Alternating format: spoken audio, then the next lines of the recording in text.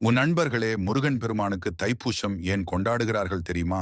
தெரியாதென்றால் 1 minute follow பண்ணிட்டு இந்த வீடியோவை முழுமையாக பாருங்கள்.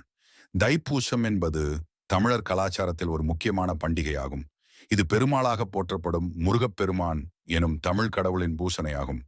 தமிழ் மாதமான தை மாதத்தின் பௌர்ணமி தினத்தில் பூச நட்சத்திரத்துடன் சேர்ந்து வரும்போது இந்த திருவிழா கொண்டாடப்படுகிறது. முருகனின் வாழ்க்கையில் நிகழ்ந்த முக்கியமான நிகழ்வுகளின் நினைவாக தைப்பூசம் கொண்டாடப்படுகிறது. பக்தர்களின் கதைப்படி தாரகாசுரனை அழிக்க தேவலோகத்தின் தெய்வங்கள் சக்தியூட்டும் வேல் வழங்கிய நாள் தைப்பூசம் நாளாக கருதப்படுகிறது.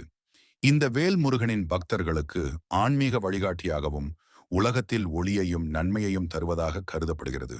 இவ்விழா நாளில் முருகனை நினைத்து பக்தர்கள் காவடி எடுக்கும் வழக்கம் உண்டு. இதன் மூலம் தங்களுடைய பக்தி, நன்றி மற்றும் தவறுகளுக்கான பாவநிவர்த்தி அளிக்கப்பட்டு வாழ்வில் நலன்கள் பெறுவர்.